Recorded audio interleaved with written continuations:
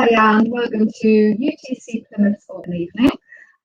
It is a chance to give you some information about who we are, what makes us a specialist college for 11-year-old to 19-year-olds, and an opportunity to speak to ask questions of some of our key members of staff. Now, if you are joining us because you have a place here, we are looking forward to welcoming you back Monday. If you are joining us because you are starting in September, we will be hosting a very special transition event, particularly for you. If you are here because you are thinking about joining us, we currently have places for current year 9 students, so that would be to start, current year 8 students, and that would be to start in year 9. And we also still have places in our 6th form. So if you do have any questions, please feel free to add them in the live feed. We do have members of staff online that will try to answer them there and then for you. And also our panel will join at the end of our presentation to answer any questions that are needed.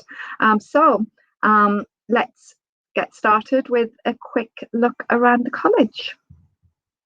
Hi, welcome to UTC Plymouth. My name's Justine and I'm Assistant Head here at UTC Plymouth. We'd like to take you on a facility tour today to show you all of the wonderful spaces, the wonderful equipment that we have to make sure that your decision to join this up and coming STEAM college is the right one for you. This is one of our learning hubs. It is a recreational area, at break times, lunch times, hugely popular because it's so close to our canteen. We also have lessons here. We have concerts by virtuosos, and it also directly links to our wonderful outside space where students can relax in their downtime. And so we're making our way to our academic suite of rooms, past our homage of our CCF team, taking part in the field gun exercise, which is crewed by our CCF cadets. It's a yearly endeavour in which we're actually very successful. So we're now in one of our recreational spaces. This is a quiet space where students can catch up on homework, they can catch up with their friends, and we also use it as a breakout room for small group learning. Learning hub number 2. Each year group is allocated a learning hub. For recreation, it is where you will have your morning briefings, and this one leads straight to our maths rooms. So nice, bright, airy rooms in which to focus and concentrate on mathematics. Maths underpins the whole of our STEAM curriculum. Obviously it is studied as a core subject from year 7. However, we also offer that real academic rigour for those students in Key Stage 5 that are looking for those higher end apprenticeships and specialisms in maths subjects. Another great teaching space, and this time it is English. Our English curriculum is driven by functionality. It is incredibly important that you leave education with an incredibly high degree of functional literacy. That takes shape in the written form, but oracy and communication skills are also incredibly valuable. We have weekly oracy lessons in which you will debate, you will make decisions, you will do formal presentation, and you'll get used to actively speaking, which is what would be expected of you in any future employment. This bright, light, airy space lends itself perfectly to our creative endeavours. So you will find students working within art, you will find them being creative within engineering, with using electrical components and product design.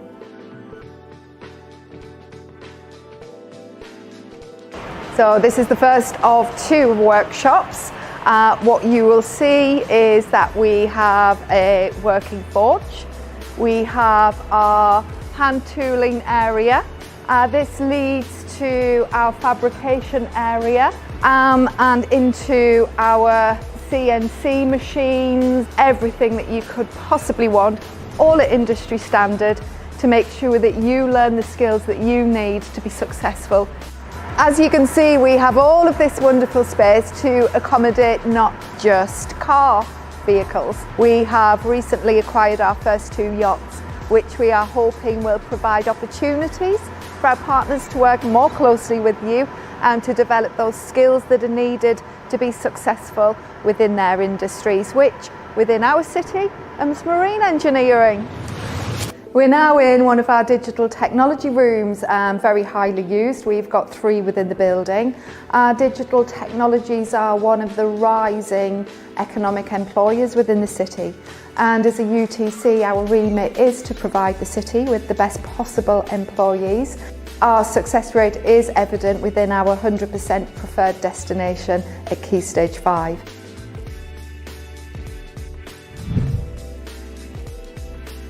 Our indoor sports hall, not only used for PE lessons, but also used for our extracurricular activities and an essential part of our wellbeing agenda.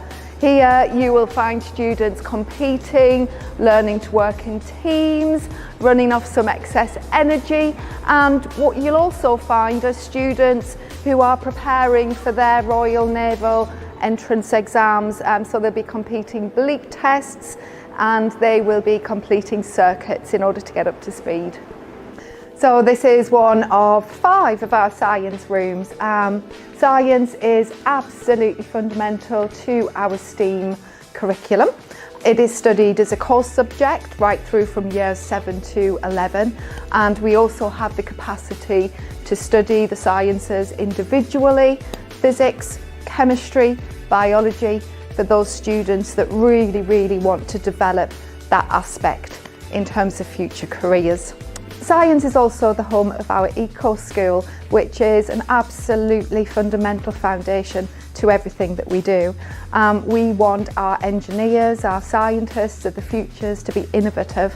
We want them to be aware and solution orientated in terms of sustainability, because that is what ultimately is going to reverse the damage done to our planet and provide a secure future for the rest of humanity.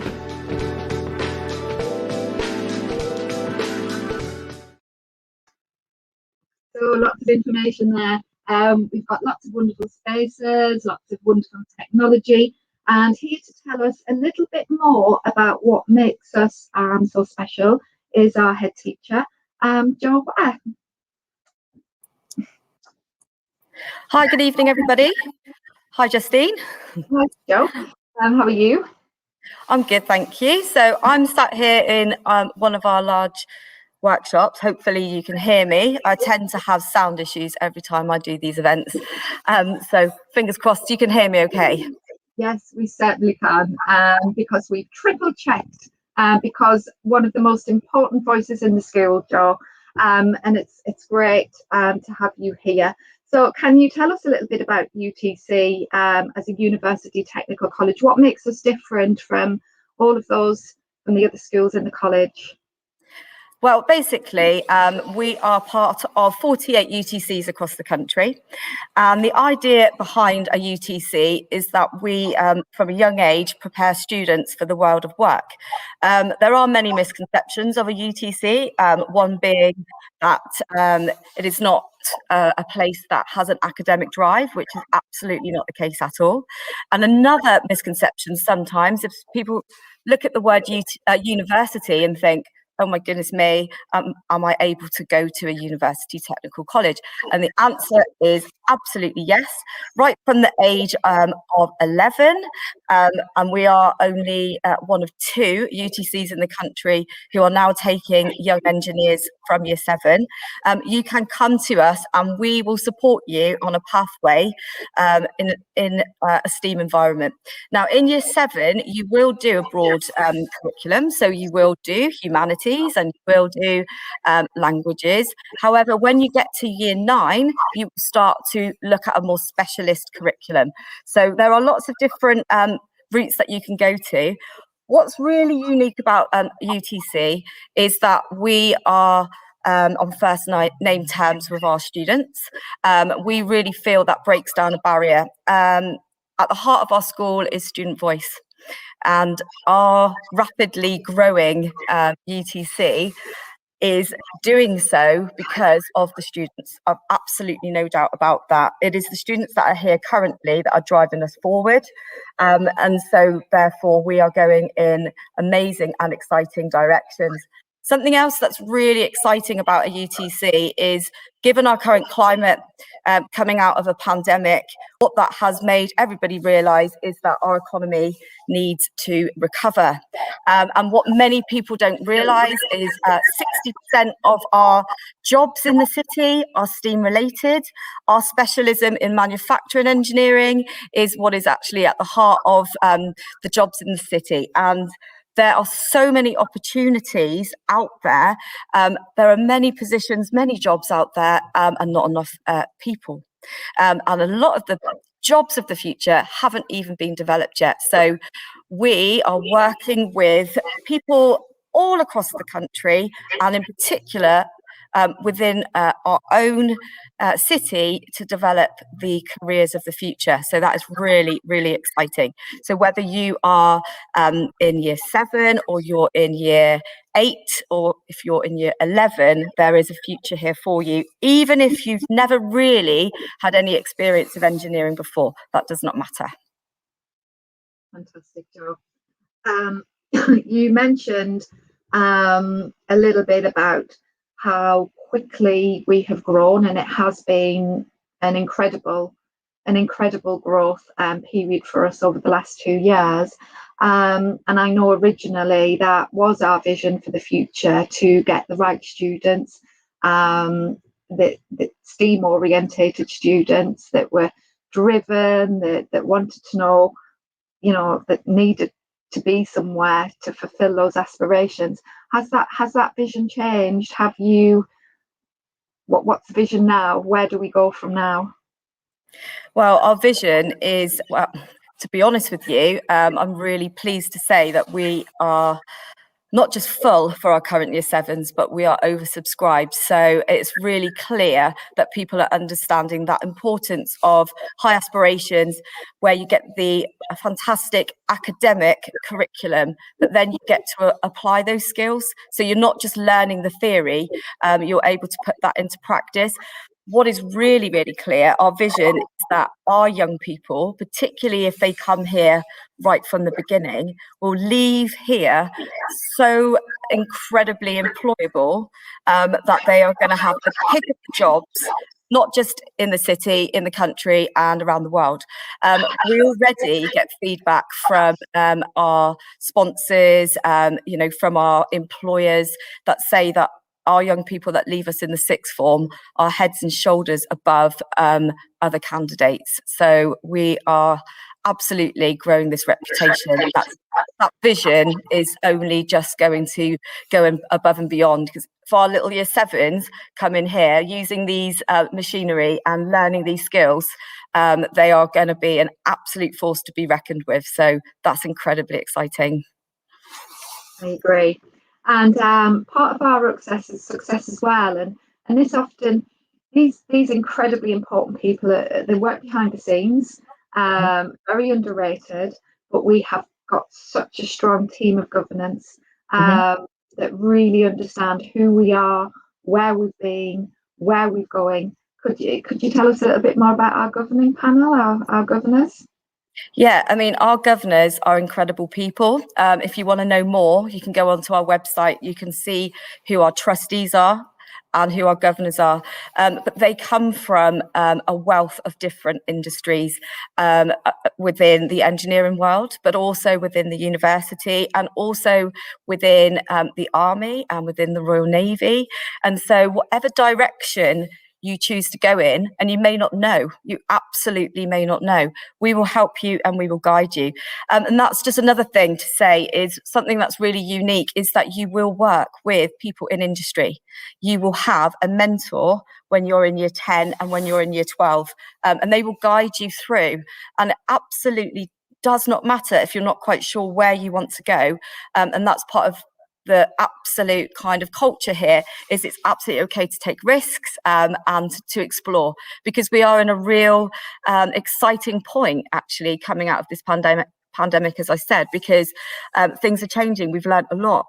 There's a whole focus on digital, and kind of there are so many different routes that our young people now can be part of in order to grow our economy. So yes, really fantastic. Wonderful, Jo. And I know that there's an awful lot more that we could talk about. There's actually quite an extended interview with Jo on our website and on our YouTube channel as well, where we do go into a lot more depth and a lot more detail about our aspirations, about our visions. So thank you very much. If you have any questions for Jo, Jo will be joining us in our panel at the end. So we shall please stick them up there on the live feed, and I know Jo will be happy to talk to you and answer those questions. Now, our student voice, our students are an absolute force to be reckoned with. We are a very, very child-centred college. We have our ambassadors. We regularly, students are not shy. One of the upsides to developing these oracy and communication skills is they are comfortable expressing what they feel with a real transparency and honesty, actually. But let's meet some of our students in our student montage video.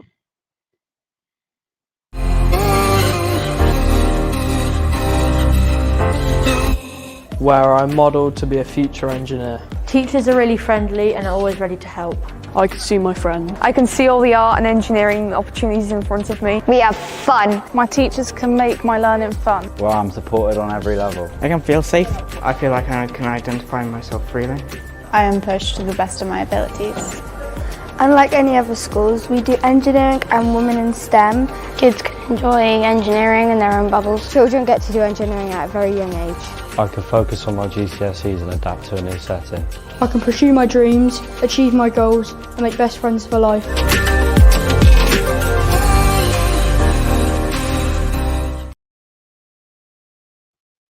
I'd like to introduce somebody who I know's heart will be melting at that video, and who is so excited for all of our students returning. She's been at a bit of a loss during lockdown in terms of face-to-face contact. It is our pastoral director, Gemma Lang. Gemma, are you there? Hi, Justine. Hi, Gems. So I know that they're all your babies. So would you like to introduce yourself? Tell us a little bit about your role, what it is you do within our college. In my opinion, I have the best job in the college. So I am the Director of Pastoral Care. So I am in charge of the strategic oversight of how our pastoral care runs on a day-to-day basis. I have an incredible team around me of pastoral leads and mentors, where we obviously put in the care, the love, the support that each child needs on a day-to-day basis. We are able to provide them with opportunities to get out and do other things, and just kind of be school parents, which is obviously one of the best jobs in the world. It certainly is. And what are your driving principles from a pastoral perspective?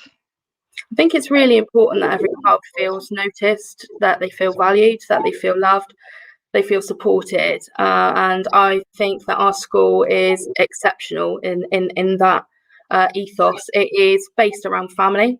It's about feeling part of something, and all of our staff wholly and solely believe in that ethos of being a family and working together. And I think that once you have buy-in from the staff who genuinely believe that, the students also buy into that.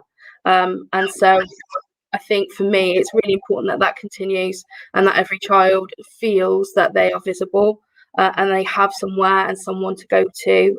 Because I know these days in these massive schools that people can feel a little bit lost and a little bit overlooked, but actually every single child is important. And I think that for us is a massive driving force. And I think that's really reflected in the work that we've been doing over the last couple of weeks, Gemma, in terms of our recovery curriculum. And I think that your vision and your philosophies really shine through with that. So would you like to tell us a little bit about what our focus is going to be over the next couple of weeks? Absolutely. I mean, our focus is about that whole person. We're not going to be using negative phraseology. You cannot have missed out on something you never had. It's about celebrating what they've learned. It's about building on that. It's about making them feel that they are able to re-engage, that they are able to begin their routines again, to re-engage, to fall back in love with learning. We know mental health has massively suffered for a lot of our young people. So it's really important that not only do they get that academic support, which they will do from our incredible staff, but they also have that pastoral support to ensure that they are going to come back to school and they're going to engage and they're going to learn and they're going to be children again. And that's super important for us. It certainly is. In fact, we switched our priorities actually. Of course, we have had an absolute rigour with the academics over lockdown that have been very well taken up and very well conducted. But that focus has switched to wellbeing, hasn't it? And our curriculum has been driven by the pastoral team, and we'll continue that certainly up until Easter. Before we switch back to those curriculum-based activities. So thanks very much, Gemma. Any questions for Gemma, of which I'm sure there's lots and lots, please stick them in the feed. If a member of staff doesn't pick them up, then Gemma again will be joining us at the end for a Q&A session. So thanks, Gems. Thank you. So we talked a little bit about pastoral. Curriculum obviously is slightly different. It is STEAM orientated, and here to tell us a little bit more about that is Lee. Lee Hodgson, and my light keeps going honestly. So we've got the technology right, we've got the audio right, and now my lights must be on a timer. It's power saving, so yeah. Well, it is. It's eco. So thank you. So Lee, can you tell us a little bit about how our STEAM curriculum is structured? So really what makes us different as a UTC to where people usually go to school is just how closely you work with industry. So I know Pete is booked in for the session later on this evening. He's our careers lead. But for my side, what we see is working with industry, we get a lot of feedback in terms of what the job market's like, what career progression's like, what up and coming vacancies there are or demands there are. And we use that to shape our curriculum. We're small enough and flexible enough that we can design to really fill those gaps as they become available and steer our students in that direction.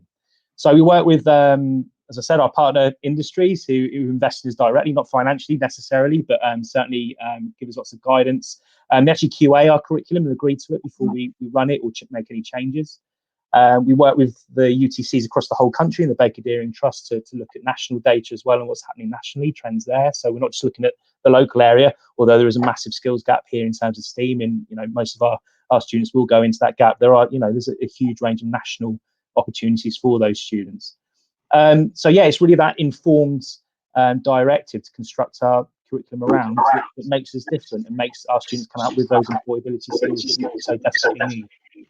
Excellent. And how is that progression within that curriculum? Because there's a big gap, there's a big jump, isn't there, from aged 11 to age 19. How can you see that woven through the curriculum? So obviously, where we have our entry points, so year 7, year 9 and sixth form, we're taking students from a huge catchment area. So we're looking at a 45-kilometre radius that we get students coming in from. Those students will have invariably had a very different experience of STEM skills at their previous schools.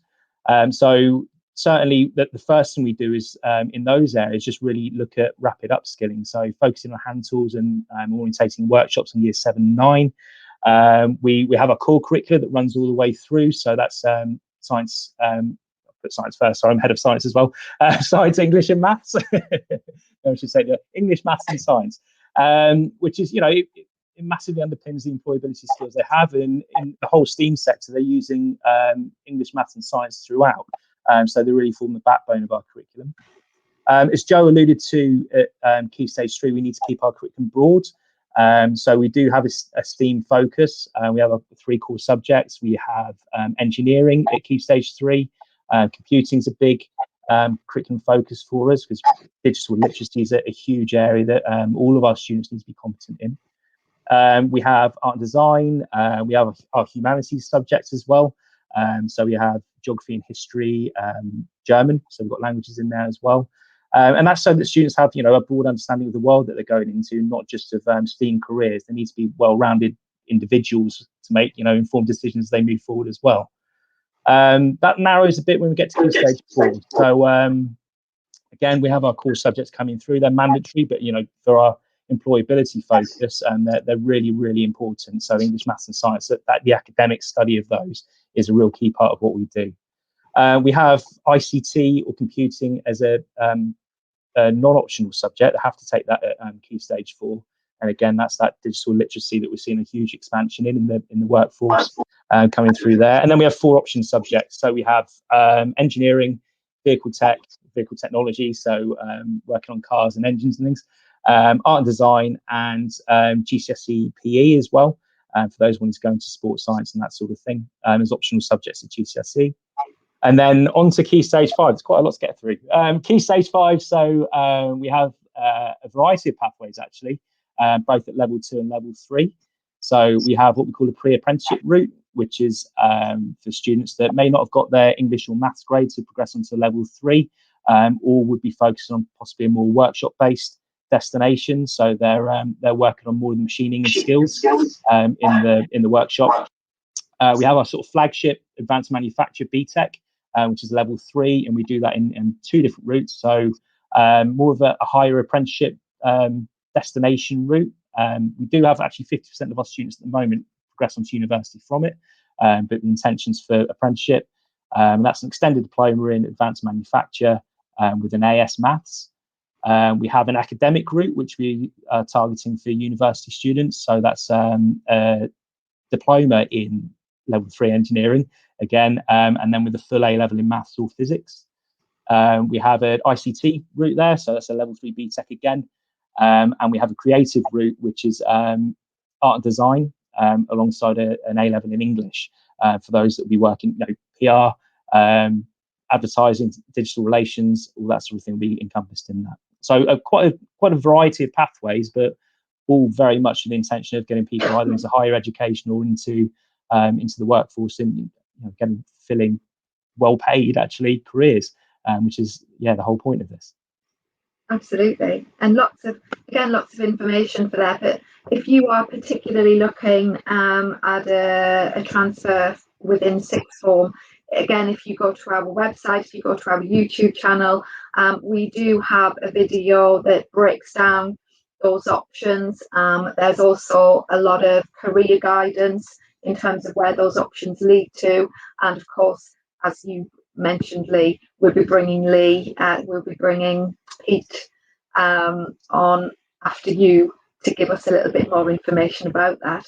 And one of the things that I love about being here are the age differences. And one of my favourite things to see, one of the things that I've missed most in our lockdown closure actually, is our transition students. Sorry, our primary liaison students, because they come here and they work with you, Lee, don't they? And you go into primary schools and you work with them. So if we've got any year 5 students, year 4 students that are currently exploring options, you'll probably get to know Lee a little bit better. So what kind of projects are you doing within primary liaison? We've got a couple of things on the go at the moment. So we have been working around the Mayflower 400 celebrations alongside the Royal Navy. So doing some boat design, making little race boats, and some of the physics around that, and then actually having a competition where they've it actually runs into a sort of presentation event where they're it's a trade show, a trade event where they present what they've done, the process they've been through for their design and prototyping the final product, They do that with our industry partners as well as their parents as well. So we're building those communication skills and ICT skills. Then they get to race their boats and see how successful they are. And then we go over to the dockyard actually and go into the frigate bays over there to see the frigates being refitted, which is, you know, quite spectacular for, you know, going in at, you know, 9-10 years old to see that. It's great. Nice. Yeah. And some of the stuff we've done through lockdown as well. Actually focusing with the Eco Schools drive, which I'm sure you'll bring up later on, because it's something we're really heavily invested in, looking at solutions for oceanic plastic pollution and designing plastic goblin machines that go out there and start fetching this stuff up, which has been great fun as well. So yeah, really good to do, really enjoyable. Oh, fantastic. Thank you very much, Lee. And any questions for Lee about any of the information that is just given, again, pop them in the feed, and if we can't answer them, Lee will be with us at the end in our Q&A session. So thanks, Lee. Another little video for you. We adopt workplace practices, not just within our curriculum and the work that we do with our partners, but it's also reflected in our uniform, which is wholly designed by student voice. They tell us what they want. They'll change their PE kit because it's kind of cool to have the drain pipe trousers now. They actually came to Joe not so long ago to tell them that the sleeves were a little bit tight. So could we have a chat with our suppliers to have a look at that? So have a little look at the uniform. It mirrors it. It is designed to be comfortable. It's designed to be practical. It's designed to be warm in the colder months, cool in the warmer months. And I know that it's something that our young people, our current students, are very, very proud of.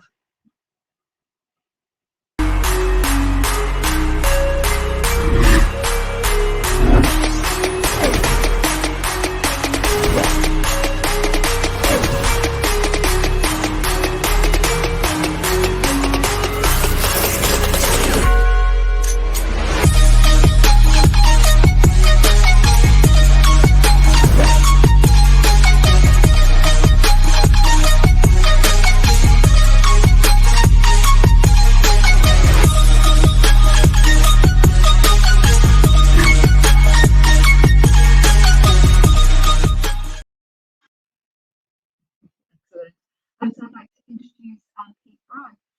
Pete is our sixth form lead. He is also our strategic partnerships and careers lead. He is going to tell us a little bit more information about our employers, how we work with them, and about student progression beyond that. Hi, Pete. Evening. How are you doing? We're doing very well, thank you. So how are we working with our employers? You can see a list of them, sorry, running along the bottom. Yeah, we have a lot of working relationships with the employers in the city. As has been commented earlier on by Joe and Lee, manufacturing is our specialism within engineering. So we do work really closely with Plymouth Manufacturing Group. They're a consortium in the city that manufacturing engineering sits under. In Plymouth itself is the biggest concentration of manufacturing south of Birmingham. So there is a lot going on in this city, and from working here at UTC, I've found out loads of stuff that's happening, that's going on. But with regards to how we work with employers, we've got sort of two models that we work with at UTC Plymouth. One of them is being embedded in the curriculum. So we have projects that are linked to actual day-to-day curricular-based courses. In particular, this is a strength of the sixth form in Key Stage 5. So the BTEC units, the majority of them would have some sort of live or linked employer scenario where students would actually be working alongside employers, and to mirror the sort of world of work methods and skills, and that is embedded into their studies linked to their engineering. Then we have another model that we look at, which is our collapsed timetable events. So these are mainly whole school, and then this is opportunities for students to sort of really engage with the employers face to face and get involved in a lot of activities. So an example of that would be our employer breakfast that we host annually. That employers all come into our hub, our canteen area. Bacon sandwiches are put on, and students get the opportunity to network, communicate with the employers, and actually start to form those relationships that will inevitably help their progression when they do consider leaving UTC Plymouth and go into industry. Another example, and Joe touched on it briefly, was the industry mentoring. So we have over the course of the academic year for year 10s and 12s, they will be linked with an industry mentor from either Babcock, Royal Navy, BD, and then Ministry of Defence, and that equates to sort of about 6 to 7 meetings throughout the academic year, where they'll have a chance to have about a 30-minute to an hour one-to-one with that industry mentor to actually talk about career aspirations, and then link that again to their curriculum that they're doing. If there's any project support they need or any technical support, then this works really well as a model for sort of students to be able to continue to build those networks and relationships. Excellent, Pete, thank you. And I know that you are constantly keeping your eye on the local scene. I know that you are very well respected within the City Council in terms of the work that you do there. And we are about to go into an economic recovery as well, not just within the city, but as a country. And do we have the flexibility within our STEAM partnerships, do you think, to deal with that? Yeah, very much so. One thing that I think we always communicate with our students is about being honest about what the sort of market is out there. We do use a lot of labour market information to sort of tell students about what job opportunities there are. Plymouth City Council were very keen and active on this as well. They're identifying that there is a need to push the skills. There is a launch pad that they've called Skills Launchpad in Plymouth. They've put together last month. They put on 134 vacancies for apprentices alone in the city. So there is definitely still work out there. There's prospects, there's opportunities, and it's something that we will make sure that students are able to then keep continuing with those to do that. There does seem to be a transition at the moment into, and it's something that we're all adapting to, is that virtual element. So a lot of the recruitment process that's going to be happening over the next at least 6 months will be virtual. And we've been running virtual workshops, virtual CV workshops, interview skills with the students to drop in and get used to this format, because they will be able to have to adapt and be flexible and be ready for the future and what that might hold. Excellent, thank you. In terms of sixth form and community piece, it's something that we pride ourselves on in terms of not just having our specialism, but also maintaining that really that family feel. So what kind of other opportunities, well, they've been a little bit limited, I know, certainly during lockdown, but what other opportunities are there in sixth form to develop those personal skills and those soft skills that are needed as well as we grow? Sure. Within the BTEC qualification that we offer, there's embedded work experience as one of the units. So students will have to do up to 10 days in placement in industry. So that's one way of really building confidence and that skill set and understanding technical knowledge that they can apply to their actual studies. We've got the DofE is launched this year, so we're going to be looking at doing that, particularly when COVID starts to move away. We're going to be able to sort of get the activity elements going of that. We've got twinning opportunities with La Rochelle Engineering College, which we've been on a trip. This was a couple of summers ago, and actually we linked part of the BTEC with the college out there, and they very much mirror similar ethos and values to us. It's very similar setup. They work with the National Marine Navy equivalent over there, and then we spent 10 days over there doing a work experience exchange program. So that's something that's in the pipeline to do again as soon as we're allowed to travel. And then as soon as COVID moves on, we'll be offering up lots of opportunities for students to do loads of additional extracurricular stuff. Excellent. Thank you very much, Pete. And again, any questions at all? We really do have such a high focus and a wealth of information I know that you've provided both on our YouTube channel and on our website, so please feel free to have a dig around, and I know that Pete is always happy to give one-to-one callbacks if you would like a conversation with him about any sixth form places that you're considering or pathways that you're considering taking. Yeah. Excellent, thank you. So short but sweet, if I could bring all of our staff members back for our Q&A. Now, I haven't had a chance actually to look through these questions, so apologies while I speed read. So this is one for this is from Claire Louise, and again we'll be covering this more in our transition specialist. This one could be for you, James. Actually, when my son joins in September, what lessons will he do, and what's the school day? So I think that's timings. Yeah, absolutely. So as obviously they are a little bit littler than some of our older students, their school day, it runs from 8:40 until 3 p.m. Although we do offer obviously like a breakfast club where students can come in earlier than that, and we will support them with their homework and things like that. Subject wise, like Joe alluded to, like we don't want to pigeonhole students from a really young age. So the curriculum is really broad. They can do history, geography, they do German, which obviously for us is really important as an engineering school to have those skills. They'll do art, they'll do vehicle tech, they'll do engineering, and obviously science, maths, and our love as English teachers, they'll study English with us as well. So really broad, lots and lots of exciting subjects to get them to learn. Excellent, thanks, James. And a question from, and apologies if I get pronunciation wrong, this is from Matt Check Steffian. What subjects do year 9? What's the difference basically? What subjects would year 9 be studying? And Lee, if you could pick that one up for me, that would be fantastic. Yeah, okay, so yeah, obviously the core subjects, computing, PE, they'd have art and design. At the moment, we don't have the, so we do have history and geography in year 9. So really it's similar to year 7, that goes all the way through Key Stage 3, so that the subjects that Gemma just said, and then we see a change at Key Stage 4 as we start sort of streaming those students to their destinations at Key Stage 5 and beyond. Fantastic. And I can see some of these questions have been answered online already. We do have very keen and wonderful staff. A little bit about sizing. Can you tell us where to find the sizing, Gemma, for uniforms, please? Yeah, feel free to have a look on our website where we have and Nathan has also kindly posted the link, which is really great. So thanks for that, Nathan.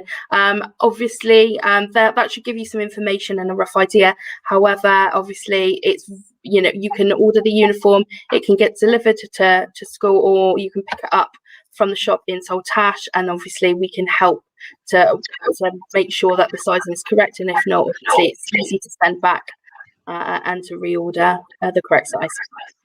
Excellent, thank you, James. Joel, do we cap sixth form numbers? No, we don't cap sixth form numbers. We've got a range of qualifications, so we don't need to cap sixth form numbers.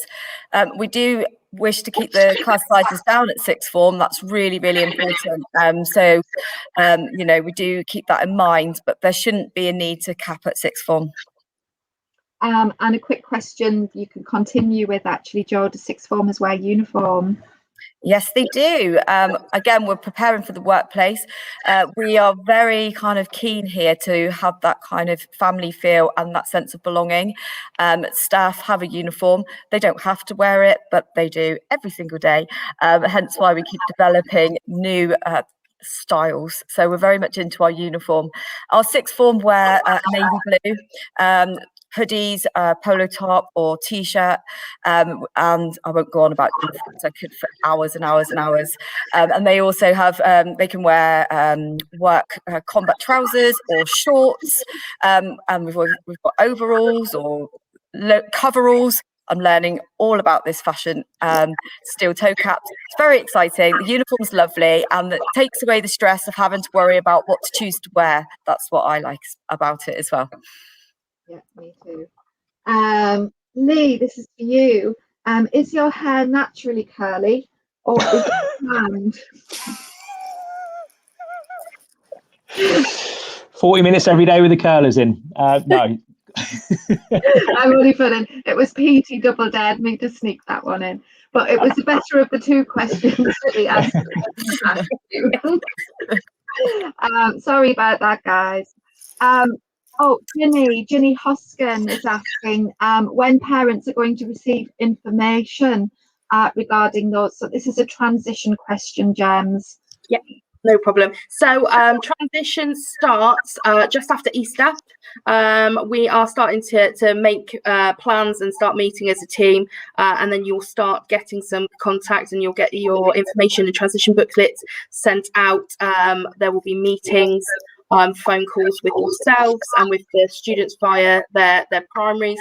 Year 9 will probably, our plan is to make sure that each of you an individualized phone conversation with us, and so we can answer your questions. But yeah, so everything coming in after Easter in about 4 weeks' time. Oh, superb. And is that the same for sixth form, Pete? When a confirmation is going to be sent out? Yeah, so if you've contacted and sent an application form, you should have received something. If that communication hasn't come through yet, please do contact us tomorrow, and we will act on that immediately. So drop a line to reception or email admissions@utcplymouth.org, and we will get straight onto that if you've not heard yet. Excellent. And I think that Gems, behaviour policy, we haven't quite touched on that, and it is really, really important, I think, that we're transparent about the fact that young people, that all of us make mistakes, that none of us are perfect. So what is our behaviour policy? Yeah, absolutely. I know throughout the city there have been a lot of changes to behaviour policies where students are penalised for not having the correct equipment, and for like here we work on a positivity driven process. Our policy is trying to mirror the workplace. We have 5 core values that we absolutely believe in, that our employers say are the best skills to have, of resilience and dedication and professionalism. So every lesson, students are graded out of 5, and if they achieve more than a 4 average across the course of that week, then they get something called golden time, which mirrors Princess Yachts when they can go home a little bit early on a Friday. Our days are slightly longer, and it is that incentive to really use every minute of the time in their school day. And for us, it is that positive reinforcement rather than leading with a negative and kind of discipline-led approach. Yeah, we're not punitive here at all. It's reparation-based, for absolute sure. The question that I'm sorry, Claire Louise, I missed right at the beginning. Joe, this is for you, and it's regarding numbers. How many students or classes for year 7 this September, please? Well, that's a good question. So it will be dependent on subject, and it will be dependent on our recruitment drive that we're about to have over the next couple of weeks. So we'll keep you posted on that. But the aim is, in the majority of subjects, there will be between 4 or 5 classes within the year group. So there will be 5, what you may have heard before as tutor groups. We call them mentor groups, again, preparing them for work. They have their mentor, and they have their briefings in the mornings like you would in the workplace, and we check that they've got all of their equipment and their lanyard, which they scan in, and get used to doing that like in the workplace. So 4 to 5 classes, dependent on a range of factors, but also what we will be putting in place, hopefully, again, we are about to recruit, is people that can work with students on different areas that they feel they need some support with, given the fact that we have been in lockdown for the majority of their year 6. But we're not going to worry about that, because we've got plenty of time to put that right. Absolutely. Thank you very much, Jo. And you've alluded to that recruitment drive as well from a staff perspective. So keep your eye open, because I do believe that we'll be advertising very shortly across a range of subjects. And it's just as important, if you're looking to work for us, that you are familiar and ally yourselves with our values and our specialisms and our philosophies and integrity, really, in terms of how we are with young people. So I'm just looking through, and I think we've got all of the questions. Huge apologies if I haven't. I think there's lots there. Oh, Soraya, Sam, my boy is Dimpy. is in age 9 to 10 trousers and 10 to 11 tops. What kind of hoodie shall we have? We had that with our year 7s this year, didn't we, Gemma? Yeah, we did. Yeah, absolutely. Really great at sourcing, obviously, much smaller engineering workwear, which was a bit of a challenge for them. But if you do get in touch with Southwest Embroidery, they are really good at helping you with those smaller sizes, because a lot of our year 7s are also very dinky. So it shouldn't be a problem. And last one before we sign off, Lee, I think that you started kind of to address this question. So do you have pupils from across the city, or is it mainly within the catchment area? And that's from Vicky.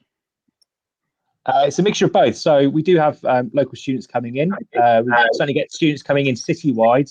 We've got students coming in as far as away as Lou, Totnes, Callington, Tavistock. So it is a real broad catchment, which is great because, you know, it brings in lots of different experience to their, you know, socially. They get a bit more of an outlook on a mixture between city life and rural life as well, which is great. So it's fantastic. You know, it opens up the conversations about other opportunities they'll have. Certainly job prospects out towards, I know, Liscard with some of the farming practices over there, and the hydraulic engineering, all of that sort of thing comes in. So some of our students go after that. Yeah, so short answer, yes, they come in from a long way, and there is a good mix. Great, and we've got excellent transport links here as well. So we have Devonport train station, which is a couple of minutes walk away to 2.5 minutes walk away, if that. Great bus networks as well, and plenty of parking on site. And we also have bike. Obviously, what we do encourage for students that do live locally, again, as part of our eco drive, is that they cycle or walk where possible. But again, all of that information comes through in our transition packs. So I think that is about it from me. Have we missed anything, guys? I think we've got it. I think we covered it well. I think that we probably have, but as I say, there is a wealth of information on our website, on our YouTube channel. We will be doing a transition live event very shortly, and Gemma will be sending out details for current students or students to be, because we can see there's lots of you there. In the meantime, anything else, please feel free to email reception, and we're really, really good at getting back to you very, very quickly. No question too small, no question too big. Thanks to you all for joining us. We can't wait to meet you. Thank you also to our technical team who are working behind the scenes to make sure. We've had very few hiccups actually this evening, which is rare. Thank you very much to you guys. Enjoy your evening and stay safe. Thank you. Bye-bye. Thank you, everyone.